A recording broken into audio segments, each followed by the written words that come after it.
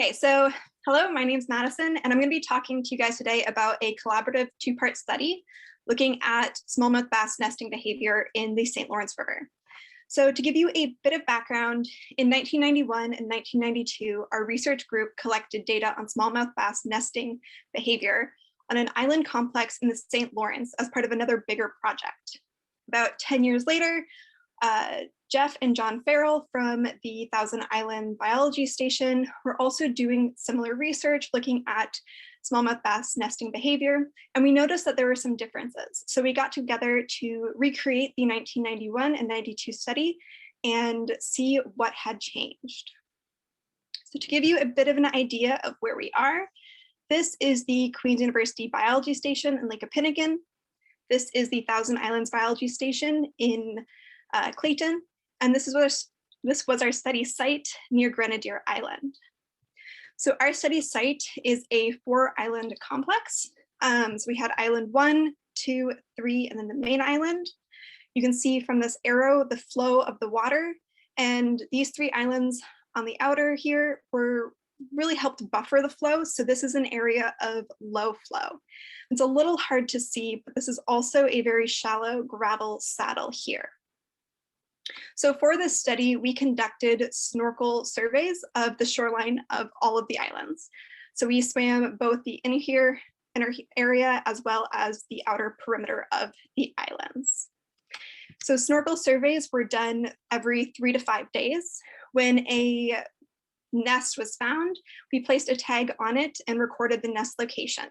We also recorded the depth of the nest, the total length of the male, and the mating success. So if, depending on what stage the eggs or fry were at, they got an egg score, which was 1 to 5. It was based on the density and estimated size of the egg mass. And if they were at the fry stages, the fry stage and a fry score was recorded as well. Again, it was an estimation of 1 to 5 based off of the fry ball size. We also recorded the presence of hook wounds to measure angling pressure. So in 1991, this is what a typical smallmouth bass nest would have looked like. You can see that on the soft substrate, they clear away a lot of the debris to allow females to deposit the eggs. Males exhibit extended parental care, and this can last up to 6 weeks. So again, these are our islands. This is island 1, 2, 3, and the main island. These tan blocks are docks, and this circle right here is the shallow gravel saddle that we had. So in 1991, we had a total of 123 nests that had spawning. All of these nests were pretty close to shore, and we had a lot focused on this really shallow saddle area. Surprisingly, we did not find any nest on the outside. In 1992, we saw a very similar pattern. We had a total of 133 nests this year, and we had even more focusing on this shallow saddle area. So looking at actual depths, you can see that they were very shallow. Mean depth in 91 was 1.4 meters, 92 is 1.2 meters. And we had just very few nests that were actually in the 2 to 3 meter range. Most were between 1 to 2 meters and some less than 1 meter. For reproductive success, the green circles are successful nests. So that means the fry were raised to independence, and the red circles are unsuccessful nests. So the nests were abandoned or the male was removed from angling. Unfortunately, we don't know which was which. But you can see that we had a lot of success in these shallow areas. About half of all of the nests were raised to success.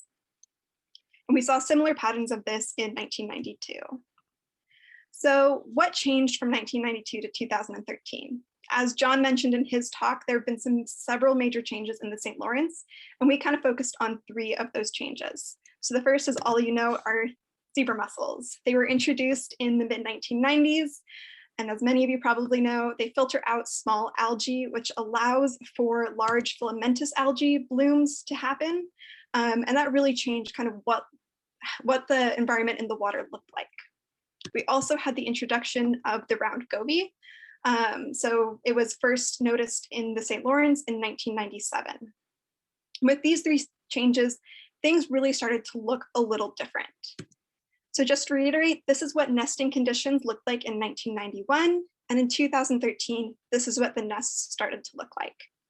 So you can see that there are some zebra mussels here on the logs that are there, and there does seem to be a lot of algae. Neither the zebra mussels nor the algae look to be impacting the male's nest very much. Zebra mussels stick on the hard substrate and smallmouth bass nest in soft substrate.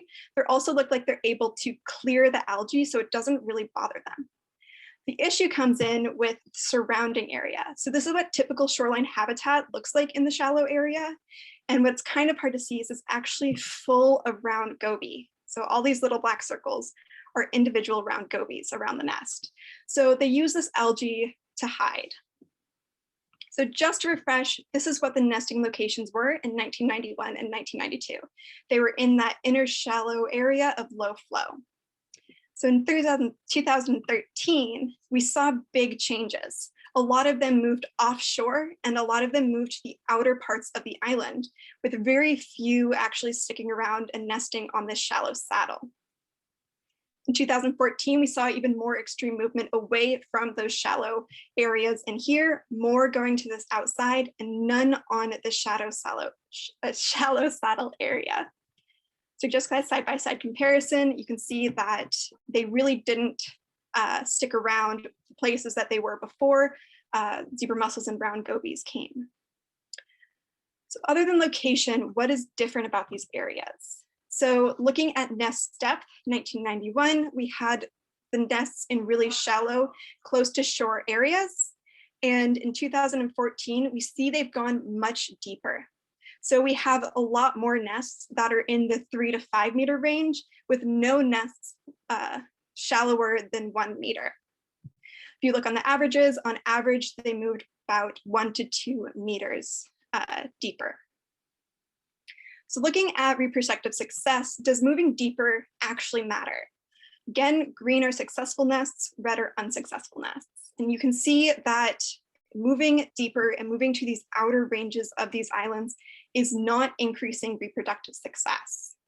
So looking side-by-side comparison, you can see that there's way more unsuccessful nests in 2013 than in 1991. So there's not a clear advantage of going deeper. We also noticed that the total number of nests decreased rapidly. So in 2013, we only had 103 nests. In 2014, we only had 96 nests.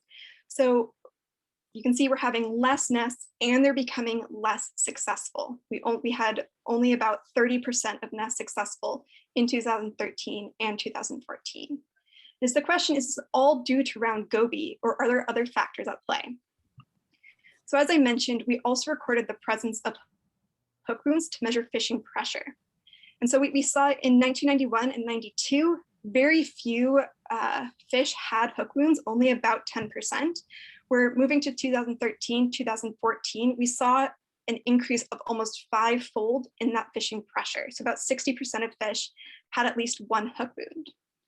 We see this in conjunction with a decrease in nest success, most likely because once a male is removed from the nest, he's no longer guarding it.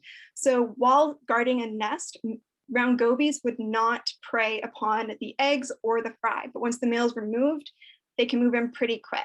For free swimming fry, some studies have said it's about 10 to 15 minutes to consume a whole fry ball. So you can see that's not that much time. When you think about how long it takes to angle a fish, bring it in, measure, weigh it, people take pictures, it can add up. So in conclusion, our hypothesis now is that smallmouth bass are really facing a triple whammy. They're facing the brown gobies that prey on the offspring, they're facing the algae that's providing cover for these gobies, and they're also facing anglers. One other issue, especially with males moving deeper, is that many fishermen try to limit their rate on male catching by saying they're not going to fish under 3 meters. But with the males moving, those fishing depths and the nest depths are now interlocking. And I am out of time, so I'm going to leave it there.